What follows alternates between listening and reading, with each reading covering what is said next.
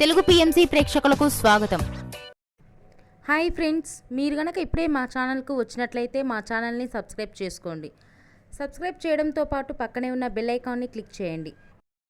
మా టీవీలో ప్రసారం అవుతున్న సూపర్ హిట్ సీరియల్ గుప్పెడంత మనసు.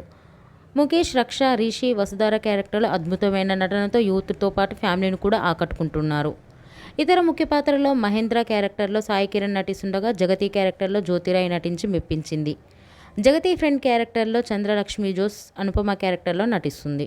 వసుధర తన లేటెస్ట్ వీడియోని అభిమానులతో పంచుకుంది. ఆ వీడియోని మనం కూడా చూసేద్దాం.